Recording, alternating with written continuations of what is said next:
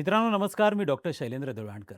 मित्रांनो काल सोमवार साधारणतः 3 महिनेपेक्षा जास्त काळ चालणारा अमेरिका आणि इराणमधला जो संघर्ष होता, जो संघर्ष केवळ ह्या 2 देशांपुरता किंवा इस्रायल तिसरा देश यांच्यापुरता मर्यादित राहिलेला नव्हता. याची झळ ही प्रत्यक्षपणे साधारणतः 13 पेक्षा जास्त देशांना बसली होती आणि अप्रत्यक्षपणे संपूर्ण जग ज्याच्यामध्ये होरपळून निघत होतं. असा हा जो संघर्ष होता, त्या संघर्षामधला शस्त्रसंधी, अंतिम शस्त्रसंधीची घोषणा ही अमेरिका आणि इराण यांच्याकडनं झाली. ह्या ऐतिहासिक क्षणाची वाट संपूर्ण जग अत्यंत आतुरतेने पाहत होतं. कारण गेल्या 3 महिन्यांमध्ये याचा भयानक त्रास भारतासह जगातल्या अनेक देशांना याचा बसलेला होता. 100पेक्षा जास्त देश या संपूर्ण आगीमध्ये होरपळून निघत होते आणि त्यामुळे आखातातला हा संघर्ष कधी संपणार याकडे जगाची नजर लागून होती. आणि तो ऐतिहासिक क्षण काल होता. काल सोमवारी याची घोषणा करण्यात आली आणि जो मेमोरेंडम ऑफ पीस ज्याला आपण म्हणतो, त्याच्यावरती अंतिमता स्वाक्षरी ही येत्या शुक्रवारी जिनेवा स्वित्झर्लंडमध्ये होणार आहे. आणि मग हा जो संघर्ष जो होता तो अंतिमता संपेल अशा प्रकारचं आपण अपेक्षा करू शकतो. मित्रांनो, साधारणतः 3 महिने हा संघर्ष चालला होता. मी याला निश्चितपणे 21व्या शतकातला सगळ्यात मोठा संघर्ष म्हणून याच्याकडे बघेल. 21व्या शतकामध्ये संघर्ष बरेच झाले. म्हणजे त्याची सुरुवातच अमेरिकेवरती जो दहशतवादी हल्ला झाला, 9/11चा टेरर अटॅक ज्याला आपण म्हणतो, विश्व व्यापार संघटनेची जी इमारत होती पूर्णपणे कोसळली आणि त्यानंतर अमेरिकेने अफगाणिस्तानमध्ये आणि नंतर इराकमध्ये मिलिटरी इंटरव्हेन्शन केलं. त्यानंतर आपण असं बघतो की 2008ची एक आर्थिक मंदीची लाट देखील जगामध्ये आलेली होती. दरम्यानच्या काळात 14-15मध्ये अझरबैजान आणि आर्मेनिया यांच्यामध्ये पण एक संघर्ष झाला.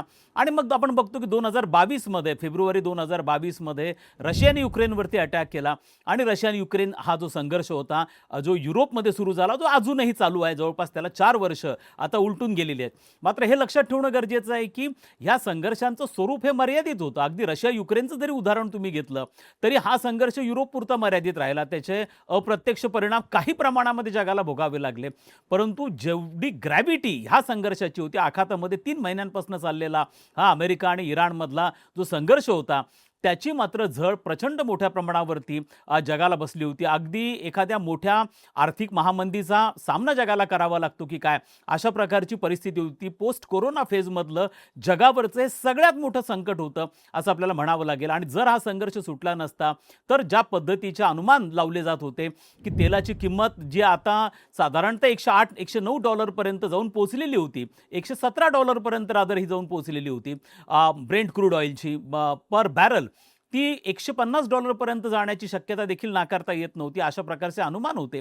आणि ज्याचा परिणाम विशेष करून भारत असेल, चीन असेल, हे सारखे देश जे आखातावरती मोठ्या प्रमाणावरती आपल्या तेलाच्या गरजेसाठी विसंबून आहेत, त्यांच्यावरती प्रामुख्याने होणार होता. जगामध्ये साधारणतः 123 देशांमध्ये तेलाच्या किमती 16% ते 32% वाढलेल्या होत्या. अनेक देशांमध्ये एनर्जी लॉकडाऊनसारखी परिस्थिती होती. अनेक देशांमध्ये कोरोनामध्ये ज्या पद्धतीचे मेजरमेंट्स काही देशांकडनं घेतले गेलेले होते, तशा प्रकारचे मेजरमेंट्स घेतले गेलेले होते.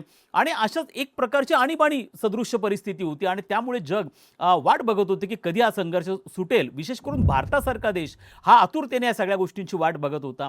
आणि अंतिमतः तो ऐतिहासिक क्षण जो आहे तो काल आला आणि याची घोषणा ही प्रामुख्याने करण्यात आली. याला इराणकडनं देखील दुजोरा दिला गेला. आता कळीचा प्रश्न हाच आहे की गेल्या 3 महिन्यांपासून हा जो संघर्ष चालू होता, या संघर्षाची गरज होती का? ह्या संघर्षातनं नेमकं काय साधलं? या संघर्षाची कारणं तर आपण अनेकदा माझ्या व्हिडिओच्या माध्यमातून आपण पाहिलेली आहेत, परंतु याचे परिणाम कशा पद्धतीने होणार आहेत? आणि सगळ्यात महत्त्वाची बाब म्हणजे याच्या माध्यमातून जो संघर्ष अमेरिका आणि इस्रायलकडनं ज्याची सुरुवात झाली, यातनं नेमकं तुम्ही साधलं तरी काय? हा अतिशय कळीचा प्रश्न आहे. आणि मग याच्यामधनं खऱ्या अर्थाने नेमकं वरचढ कोण ठरलेलं आहे? या संघर्षामध्ये विजय कोणाचा झालेला आहे? आता विजय अमेरिका पण क्लेम करतोय, विजय इराण पण क्लेम करतोय. आणि एक गट असं पण आहे की जे म्हणतात की अमेरिका आणि इराण ह्या दोघांसाठी विन विन सिच्युएशन आहे. त्यामुळे याच्यामधले नेमके परिणाम जागतिक राजकारणावरती काय होतील, आपण भविष्यामध्ये कशा प्रकारची काळजी घेणं आता अत्यंत गरजेचं आहे, जगाने कोणत्या प्रकारची काळजी घेणं गरजेचं आहे, यातनं काय शिकलं पाहिजे, कोणत्या प्रकारचे धडे आपण घेतले पाहिजे आहेत, या अनेक गोष्टींची चर्चा आजच्या व्हिडिओच्या माध्यमातून मित्रांनो आपण करणार आहोत. साधारणतः 3 महिन्यांपूर्वी म्हणजे 28 फेब्रुवारीला अमेरिकेने आणि इस्रायलने एक संयुक्त अटॅक हा इराणवरती केलेला होता. विशेष करून अमेरिकेवरनं झाला आणि त्याच्यानंतर नेक्स्ट डेलाच इराणचे जे सर्वोच्च धार्मिक नेते होते आयातुल्ला खामेनी यांचं निधन देखील झालं अमेरिकेने केलेल्या अटॅकमध्ये. त्यानंतर अमेरिकेचे संरक्षण मंत्री जे आहेत, ज्यांना सेक्रेटरी ऑफ वॉर असं म्हणतात, त्यांनी अशा स्वरूपाचं स्टेटमेंट केलेलं होतं की आम्हाला म्हणजे हे का अमेरिका याच्यामध्ये इन्व्हॉल्व झाली, तर त्यांचं त्याच्यामागचं जे ॲनालिसिस होतं, त्यांच्या मागचं जे कारण अमेरिकेने सांगितलेलं होतं ते असं होतं की इस्रायलकडनं इराणवरती अटॅक केले जाण्याची शक्यता आणि इराणचा प्रतिहल्ला म्हणून इराण हे अमेरिकेचे जे मित्र, अरब देशांमधले जे मित्र आहेत आणि जिथे जिथं अमेरिकन बेसेस आहेत, मिलिटरी बेसेस आखातामध्ये आहेत, त्याच्यावरती इराणकडनं अटॅक केल्या जाण्याची शक्यता आहे आणि तो होऊ नये म्हणून आम्ही इराणवरती अटॅक केला. आता याच्यातनं जेव्हा सुरुवातीला ट्रम्प यांचे स्टेटमेंट जे आले, त्यातनं प्रामुख्याने यातनं 2 अतिशय महत्त्वाची कारणं ही पुढे सांगितली गेली. यातलं पहिलं जे कारण होतं ते होतं की इराणमध्ये रेजिम चेंज करणं.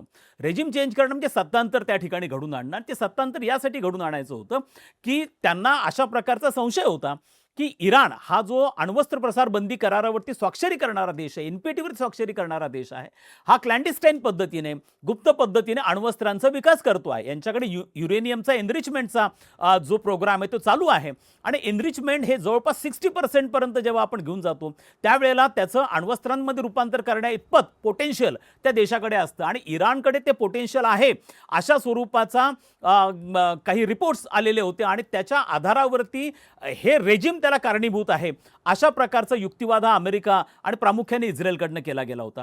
दुसरा महत्त्वाचा जो भाग होता तो म्हणजे इराणकडे असणारे जे मिसाईल्स आहेत आणि या मिसाईलचा धोका प्रामुख्याने इस्रायलला होता आणि इस्रायल आणि इराण या दोघांनी पण परस्परांच्या विरुद्ध अशा प्रकारची वक्तव्य दिलेली होती की आम्ही दोघंही जणांनी एकमेकांना धमक्या दिल्या होत्या की आम्ही एकमेकांचं अस्तित्व संपवून टाकू. म्हणजे इराणने सांगितलं होतं की इस्रायलचं अस्तित्व किंवा इस्रायल हा जगाच्या नकाशावर पुढच्या 20 वर्षांमध्ये नसेल. सिमिलरली तशाच पद्धतीचा प्रतिसाद हा इस्रायलकडनं पण दिला गेला होता. त्यामुळे दोघांसाठी हा सर्व्हायव्हलचा संघर्ष होता आणि म्हणून इराणकडचे मिसाईल जे आहेत ते नष्ट करणं, इराणकडचे न्यूक्लिअर वेपन्स नष्ट करणं आणि यासाठी कारणीभूत असणारी तिथली जी 40 वर्षांची धार्मिक सत्ता आहे ती धार्मिक सत्ता उलथवून पाडणं, यासाठी सुरुवातीला हा प्रामुख्याने संघर्ष केला गेला, सुरुवात केली गेली. आणि हा जेव्हा संघर्ष केला गेला, सुरुवात केली गेली, तेव्हा अमेरिकेकडे, विशेष करून डोनाल्ड ट्रम्पकडे, यांच्याकडे जी अनुभवाची शिदोरी होती ती प्रामुख्याने व्हेनेझुएलाची होती आणि ही व्हेनेझुएलाची शिदोरी अशा स्वरूपाने होती की त्यांनी व्हेनेझुएलामध्ये एक ऑपरेशन केलं आणि व्हेनेझुएलाचे जे मादुरो, त्यांचे राष्ट्राध्यक्ष, त्यांना 1 नाईटमध्ये कॅप्चर केलं, त्यांना अमेरिकेला आणलं आणि मग अमेरिकेने त्याची विक्ट्री क्लेम केली.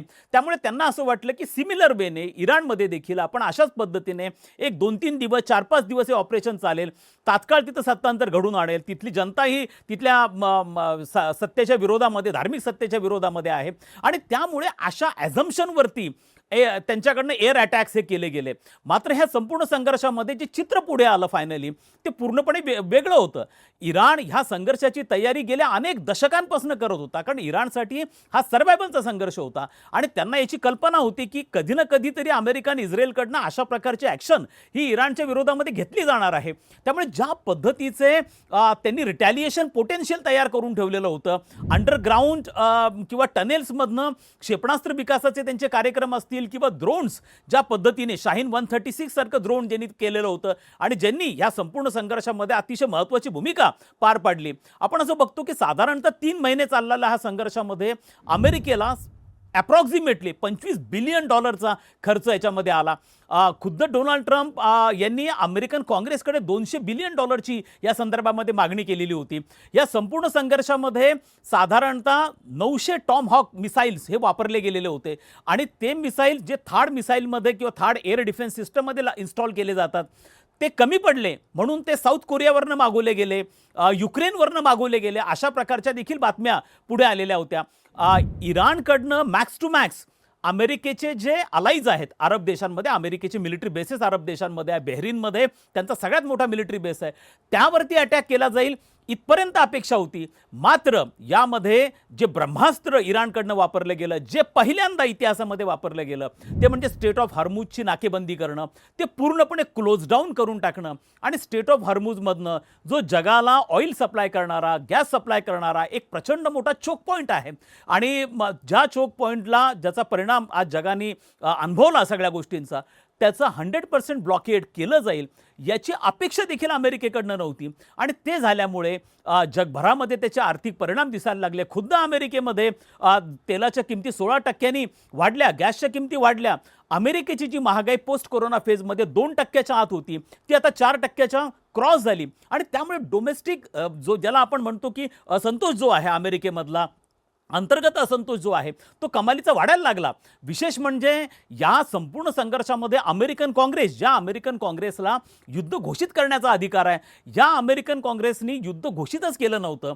त्यामुळे डोनाल्ड ट्रम्प यांचं याला एक प्रकारची वन साइडेड मिलिटरी ॲक्शन अशा स्वरूपाचं याचं रूप आलेलं होतं आणि त्यामुळे अमेरिकन काँग्रेस इन्व्हॉल्व नाही, अमेरिकन लोक याच्यामध्ये इन्व्हॉल्व नाही आणि याच्या विरोधामध्ये डोनाल्ड ट्रम्प यांची रेटिंग जी होती ती कमालीची घसरत होती. या नोव्हेंबरमध्ये म्हणजे पुढच्या 3-4 महिन्यांमध्ये अमेरिकेमध्ये सार्वत्रिक निवडणूक आहे अमेरिकन काँग्रेसचे दोन्ही सभागृह जे आहेत, हाऊस ऑफ रिप्रेझेंटेटिव्ह आणि सिनेटसाठी, आणि त्याच्यामध्ये डोनाल्ड ट्रम्प यांना आपण काहीतरी पदरात पाडून घेतलेले दाखवणं अत्यंत गरजेचं होतं. पण त्याच्यापूर्वी त्यांची रेटिंग जी आहे ती कमालीची ढासळताना दिसत होती. त्यामुळे अशी सिच्युएशन 3 महिन्यानंतर आली की डोनाल्ड ट्रम्प डेस्परेट होते या संघर्षामधनं कशाही पद्धतीने आपले हात सोडून घेण्याच्या दृष्टिकोनातनं आणि मग त्यांच्याकडनं परस्पर विरोधाभासी स्टेटमेंट येणं असा प्रकार होता. यामध्ये हेही दिसून आलं की अमेरिकेचं परराष्ट्र व्यवहार मंत्रालय असेल, अमेरिकेचं डिफेन्स मिनिस्ट्री असेल आणि अमेरिकनचं अध्यक्षाचं ऑफिस असेल किंवा ट्रम्प असेल, यांच्यामध्ये परस्पर विरोधी वक्तव्य आले. ज्यानंतर इस्रायल आणि अमेरिकेमध्ये डिफरन्सेस होते ते पण सरफेस व्हायला लागले. आता हा सगळा प्रकार आपण जेव्हा बघतो त्यावेळेला आपल्याला यातनं काही गोष्टी स्पष्टपणे दिसून येतात आणि त्यातली पहिलीची गोष्ट आहे ती म्हणजे दुसऱ्या महायुद्धानंतर अमेरिका स्वतःला जी एक सुपर पॉवर म्हणून प्रोजेक्ट करत होता, रिजनल आणि ग्लोबल बॅलन्स ऑफ पॉवरमध्ये अमेरिकेची प्रभावी भूमिका राहिलेली होती. आज आपण असं बघतो की तीच अमेरिका आज रिसिव्हिंग एंडला आपल्याला दिसून येते. या संपूर्ण संघर्षामध्ये कुठेतरी डोनाल्ड ट्रम्प यांना हा अतिशय ज्यांना आपण म्हणतो की अंगलट आलेला हा संघर्ष आहे. किंबहुना मी त्याचं वर्णन असं करेल की इराण हा आता अमेरिकेसाठी अफगाणिस्तान ठरलेला आहे. कारण अफगाणिस्तानमध्ये अमेरिकेने 20 वर्ष अमेरिकेचं मिलिटरी इंटरव्हेन्शन अफगाणिस्तानमध्ये होतं. साधारणतः 2001-2 मध्ये त्यांनी अमेरिकेवरच्या टेरर अटॅकनंतर तिथं मिलिटरी इंटरव्हेन्शन केलं आणि 2022 पर्यंत म्हणजे बायडन जोपर्यंत होते तोपर्यंत त्या ठिकाणी अमेरिकन सैन्य होतं. नंतर अमेरिकेने सैन्य काढून घेतलं, परंतु त्या ठिकाणी अमेरिकेला पूर्णपणे कंट्रोल इस्टॅब्लिश करणं अजिबात पॉसिबल झालेलं नाही आहे. किंबहुना अफगाणिस्तान तसंही कोणाला जिंकता आलेला नाही. अगदी नेपोलियन बोनापार्टपासनं तर अगदी अमेरिकेपर्यंत आपण बघतो की जसं याला म्हणतं की ग्रेव्हयार्ड ऑफ द वर्ल्ड असं म्हणून अफगाणिस्तानचा उल्लेख केला जातो. आता इराण ही तशाच पद्धतीने ठरतोय की काय आणि इराणमध्ये इंटरव्हेन्शन करून अमेरिकेने आपलं तोंड पोळून घेतलेलं आहे. या क्षेत्रामध्ये एक दिसून येतं की ज्याला ॲसिमेट्रिकल वॉरफेअर आपण असं म्हणतो की इराणची आणि अमेरिकेच्या मिलिटरी पॉवरची तुलना अजिबात होऊ शकत नाही. अमेरिकेचा मी अनेक माझ्या व्हिडिओजमधनं उल्लेख केला आहे मित्रांनो की अमेरिकेचं डिफेन्स बजेट आहे $800 बिलियन आहे.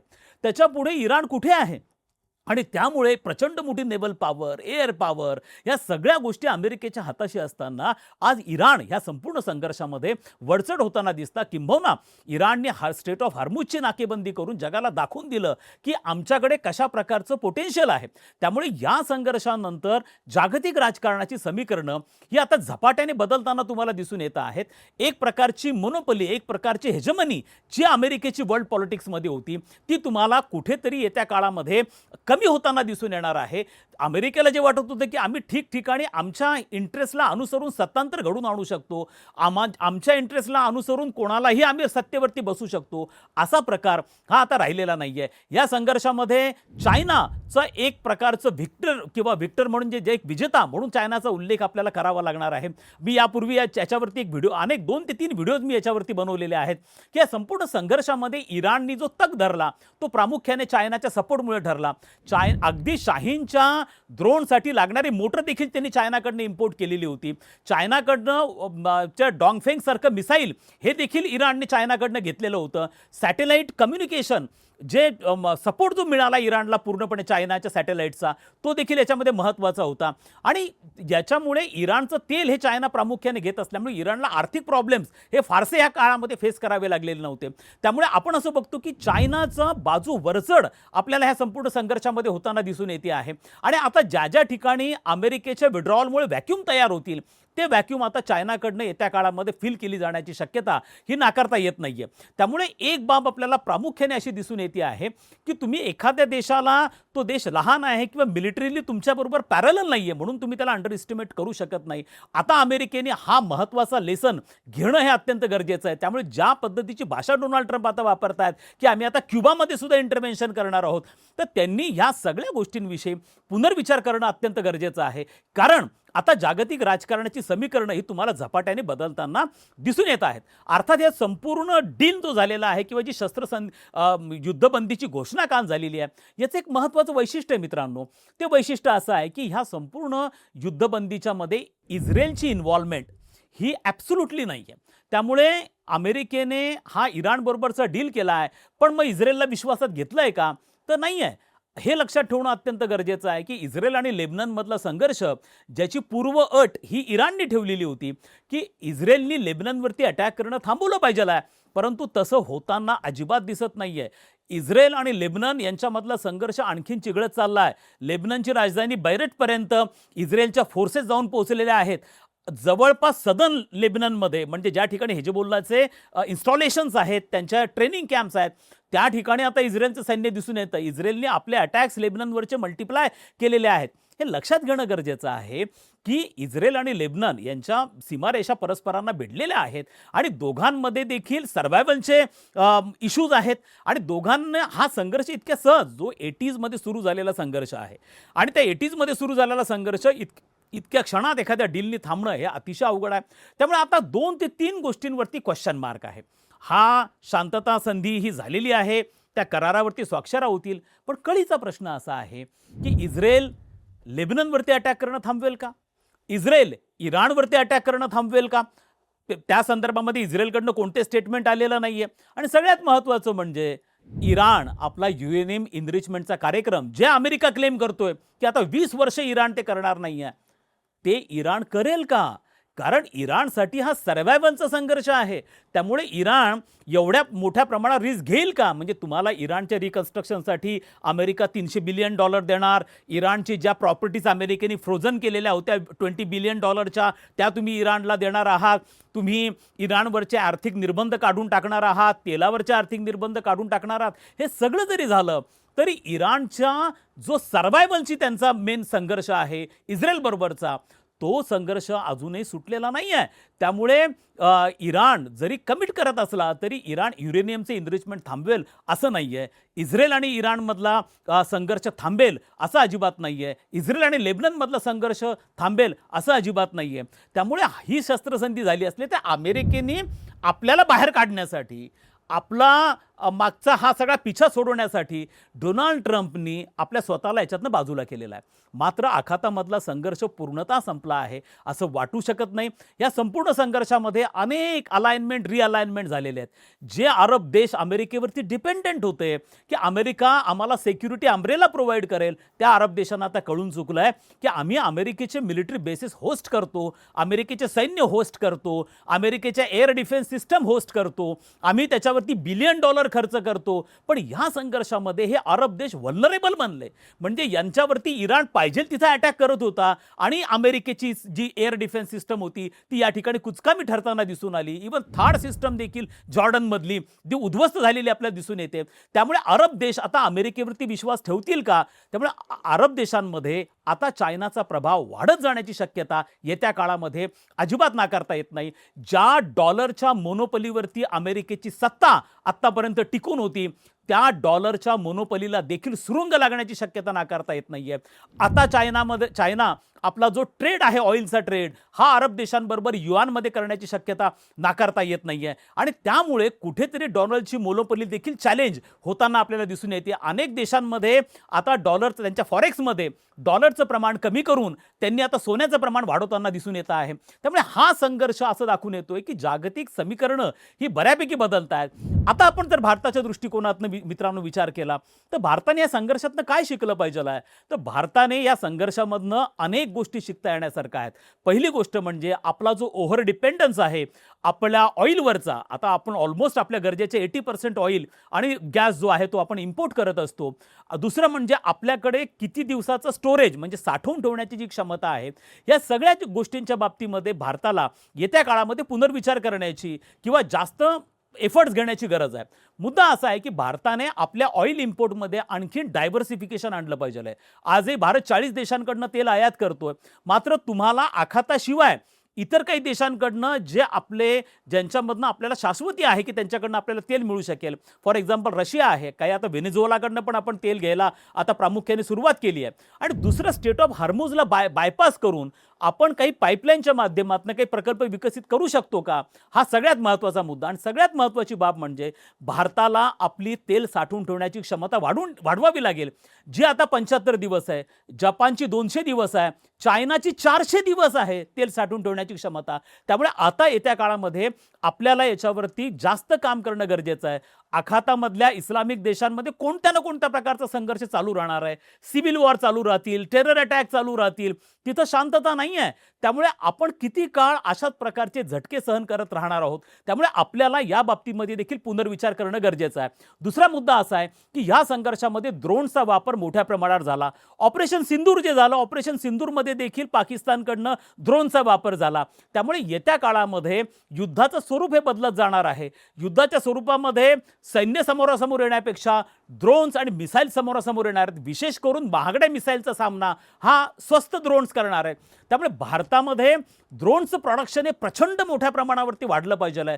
आता जो प्रकार इराणकडनं झाला की एकेका वेळेला 300-300 ड्रोन्स अटॅक करायचे, त्या 300 पैकी तुम्ही साधारणतः 290 जरी नेस्तनाबूत केले तरी 10 मात्र ड्रोन्स असे होते की जे बरोबर टार्गेटला हिट करायचे आणि त्यालाच इराण जाहिरात करायचे की बघा आम्ही शत्रूचं अशा पद्धतीने डॅमेज केलेलं आहे. तर भविष्यामध्ये भारताला तेलाबरोबर आपल्या संरक्षणाच्या दृष्टिकोनातून देखील अनेक गोष्टींवरती पुनर्विचार करावा लागणार आहे.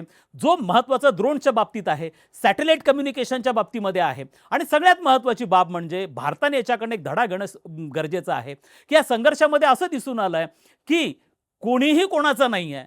आपल्याला स्वतःला आपल्या पायावरती किंवा आपल्याला स्वतःला मजबूत हे आपल्याला बनावं लागणार आहे. उद्या आपला चायनाबरोबर संघर्ष झाला, आपला पाकिस्तानबरोबर संघर्ष झाला तर आपण अशा प्रकारची अपेक्षा नाही करू शकत की किंबहुना करणं चुकीचं राहणार आहे की अमेरिका आमच्या पाठीशी येईल, युरोपियन देश आमच्या पाठीशी येईल. आता असा प्रकार घडणार नाहीये.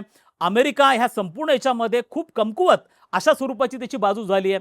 आणि मुळात मुद्दा असा आहे की एकूणच डोनाल्ड ट्रम्पचं अनप्रेडिक्टेबल पॉलिसी बघता आपण एक्सपेक्ट पण करू शकत नाही की चायनाबरोबरच्या संघर्षामध्ये अमेरिका आमच्याबरोबर असेल. त्यामुळे संरक्षणदृष्ट्या स्वतःला प्रचंड स्ट्रॉंग बनवणं ही भारताची पुढच्या काळामधली फार मोठी प्रायोरिटी असणार आहे. आर्थिक विकासाबरोबरच संरक्षण क्षेत्रामध्ये भारताला स्वतःला मजबूत बनवावं लागणार आहे. आपली इंडिया चायना बॉर्डर असेल, इंडिया पाकिस्तान बॉर्डर असेल, इंडिया बांगलादेश बॉर्डर असेल, ह्या सगळ्या बॉर्डरवरचं infrastructure, state of art infrastructure भारताला डेव्हलप करावं लागेल. फेन्सिंग प्रॉपरली आपल्याला करून घ्यावी लागणार आहे. आणि सगळ्यात महत्त्वाचं म्हणजे हिली एरियाजवरती चायनासारख्या देशाला काउंटर करण्यासंदर्भामधले आणखीनही आपलं मिलिटरीचं जे सॉफ्टवेअर आहे, हार्डवेअर आहे, हे आपल्याला वाढावं लागणार आहे. आपण थिएटर कमांडच्या दिशेने आपण आता जातो आहोत. आपण डिफेन्स मॉडर्नायझेशनची प्रोसेस 2017 नंतरच सुरू केलेली आहे, परंतु त्याच्यावरती आणखीन लक्ष देणं हे त्या काळामध्ये आपल्याला महत्त्वाचं ठरणार आहे. मित्रांनो, या संपूर्ण संघर्षामध्ये जगाने देखील प्रचंड मोठा धडा घेणं हे गरजेचं आहे. तेलाला काही पर्याय असू शकतो का, या दृष्टिकोनातून त्या पर्यायाचा विचार करणं हा एक महत्त्वाचा भाग आहे. केवळ आखातावरतीच डिपेंड राहणं का की इतर देखील तेलाचे स्रोत आहेत त्यांना आपल्याला करणं हे देखील गरजेचं आहे. आणि सगळ्यात महत्त्वाची बाब म्हणजे ह्या संपूर्ण संघर्षामधनं शेवटी एक गोष्ट सिद्ध होती की राष्ट्रांमध्ये आर्थिक सहकार्य वाढलं, राष्ट्रांमध्ये आर्थिक परावलंबित्व वाढलं, जग हे आर्थिक जागतिकीकरणाच्या दिशेने जात आहे. ह्या सगळ्या जरी गोष्टी खऱ्या असल्या तरी यामुळे राजकीय संघर्ष हे संपलेत असं सांगू शकत नाही आपण. किंबहुना आर्थिक परस्परावलंबित्वामुळे राजकीय संघर्षाचं महत्त्व कमी झालं आहे असं अजिबात आपल्याला सांगता येत नाही आहे. जगामध्ये गेल्या 3-4 दशकांपासून आर्थिक जागतिकीकरणाची प्रक्रिया गतिमान होती आहे, मात्र राष्ट्रांमधले संघर्ष वाढताना दिसून येत आहे. आपण जे म्हणतो की युद्धाची संकल्पना कालबाह्य झालेली आहे, त्या संदर्भातल्या अनेक थिअरीज पुढे आल्या होत्या पोस्ट कोल्ड वॉर इरामध्ये, परंतु युद्धाची संकल्पना कालबाह्य झालेली नाही आहे. प्रत्येक देशाने आता उलट अशा प्रकारच्या इमर्जन्सीसाठी तयार राहिलं पाहिजे. म्हणून येत्या काळामध्ये देशांचा संरक्षणावरचा खर्च आपल्याला आणखीन वाढताना दिसून येऊ शकतो. येत्या काळामध्ये अण्वस्त्रांची निर्मिती म्हणजे गुप्तपणे का होईना अनेक देश करताना दिसून येऊ शकतात. सगळ्यात महत्त्वाची बाब म्हणजे ज्या आंतरराष्ट्रीय संस्था संघटना कमकुवत झालेल्या आहेत आणि त्यामुळे प्रत्येक देश हा पॉवरफुल बनलेला आहे. ही सिच्युएशन पहिलं महायुद्ध आणि दुसऱ्या महायुद्धाच्या दरम्यानची आहे की ज्या वेळेला आंतरराष्ट्रीय संस्था संघटना ह्या कमकुवत होत्या. हा 20 वर्षाचा जो काळ होता 1920 पासून तर साधारणतः 1940 पर्यंतचा, म्हणजे पहिलं महायुद्ध आणि दुसऱ्या महायुद्धाच्या काळामध्ये जेव्हा राष्ट्रसंघ होता परंतु तो अत्यंत कमकुवत होता आणि त्यामुळे राष्ट्र पॉवरफुल बनली होती. राष्ट्र आपल्या हितसंबंधांना अनुसरून सगळ्या गोष्टी करत होती आणि याच्यातनंच हिटलर तयार झाला, याच्यातच मुसोलिनी तयार झाला आणि दुसऱ्या महायुद्धाचा सामना जगाला करावा लागला. मित्रांनो, परिस्थिती आज तशाच पद्धतीने असल्यामुळे आपल्याला आपल्या स्वतःच्या इंटरेस्टसाठी काम करणं, आपल्या संरक्षणाच्या इंटरेस्टसाठी काम करणं, एनर्जी सिक्युरिटीसाठी काम करणं आणि आर्थिक विकासासाठी काम करणं अत्यंत गरजेचं राहणार आहे.